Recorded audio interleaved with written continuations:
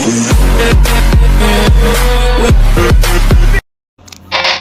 tetap berkarir di Eropa, Sandy Walsh tolak mentah-mentah kesempatan main di BRI Liga 1.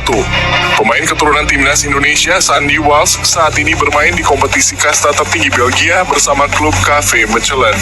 Sebelumnya, pemain berdarah Belanda ini juga pernah membela klub kenamaan Belgia, Gent, dan juga Zulte Waregem. Di tengah penampilannya yang menawan di Belgia dan juga bersama timnas Indonesia, Persija rupanya datang merayu untuk membawa Sandy Walsh bermain di Liga 1. Akan tetapi, tawaran tersebut ditolak mentah-mentah oleh pemain yang bermain sebagai bek kanan, bek sentral, dan juga gelandang tengah itu. Sandy Walsh masih ingin berkarir di Eropa dalam beberapa tahun ke depan. Saya akui Persija memberikan tawaran kepada saya. Namun untuk saat ini saya kira bukanlah waktu yang tepat untuk bermain di Liga Indonesia. Saya masih ingin bermain di Eropa selama mungkin. Tapi khusus untuk panggilan timnas Indonesia, saya selalu siap, tutur Sandy Walsh. Pratama Arhan bisa saja tak dipanggil lagi oleh Shin Tae-yong ke timnas.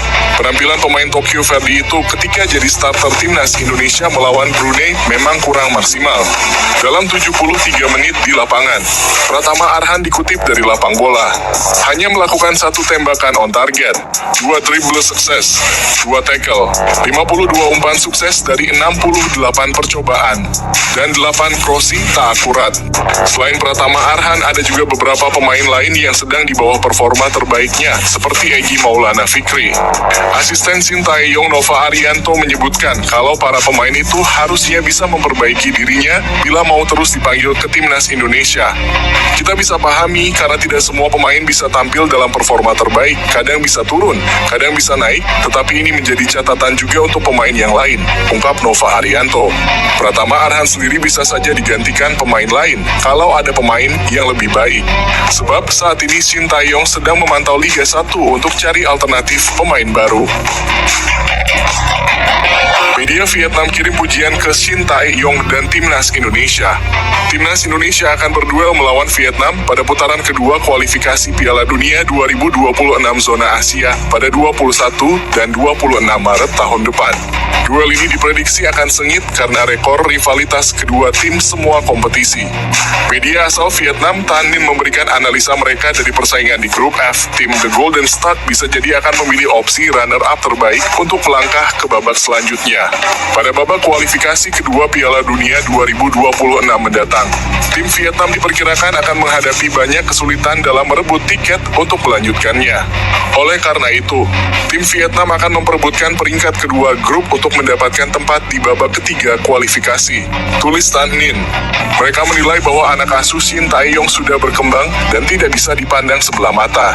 Indonesia tentunya akan menjadi tantangan besar bagi tim Vietnam yang tidak akan mudah untuk diatasi, jelas Tan Ninh. Rafael Struijk bawa kabar baik untuk Shin Tae-yong jelang kualifikasi Piala Dunia. Sebelumnya, Rafael Struijk tak bisa bermain untuk laga timnas Indonesia melawan Brunei Darussalam. Rafael Struijk saat itu mengalami cedera walaupun dikabarkan ringan, tapi Shin Tae-yong ogah ambil risiko dan lebih memilih untuk mengistirahatkan pemainnya. Namun kabar terbaru, pemain yang berkarier di ADO Den Haag kini sudah bugar. Buktinya, ia bermain sebagai starter baru-baru ini. Rafael Struijk dipasang menjadi pemain utama ketika membela ADO Den Haag U21 saat menghadapi FC Eindhoven. Ia tampil selama 60 menit dan membantu timnya menang tipis 1-0. Sehatnya Rafael Struijk tentu menjadi kabar baik bagi Shin Tae-yong, sebab pemain asal keturunan ini dapat dimainkan di kualifikasi Piala Dunia 2026. Shin Tae-yong sendiri memang sedang mempersiapkan dengan matang timnas Indonesia untuk berjumpa Irak di kualifikasi Piala Dunia 2026. Laga ini dijadwalkan pada 16 November mendatang. Stefano Lillipali buka suara soal emosinya yang meluap dan hubungan dengan Mark Klok. Dalam laga ini, dua pemain timnas Indonesia, Stefano Lillipali dan Mark Klok, sempat terlibat insiden. Lillipali terlihat kesal dengan Mark Klok yang menempelnya hingga membuat pelanggaran. Dua alumni Akademi FC Utrecht itu bersitegang dan beradu mulut. Beruntung, tidak terjadi aksi lanjutan yang mencederai sportivitas.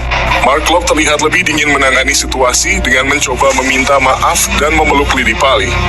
Namun Lily Pali masih terlihat emosi hingga laga berakhir. Sikap ini menimbulkan pertanyaan netizen bagaimana kelanjutan interaksi Lily Pali dan Mark Klok pasca laga. Stefano Lillipali mengaku kurang puas dengan hasil laga lawan Persib Bandung. Menurutnya, pesut etam tak seharusnya meraih hasil imbang apabila bisa fokus hingga akhir pertandingan. Seperti coach bilang, pada babak kedua kami kehilangan fokus, mereka bisa mencetak gol dari tendangan bebas, ujar Vano Lillipali. Pelatih Vietnam tak pede tatap kualifikasi Piala Dunia 2026. Kabar baik untuk timnas Indonesia, pelatih Vietnam Philippe Troussier tak percaya diri dengan skuadnya jelang putaran kedua kualifikasi Piala Dunia 2026.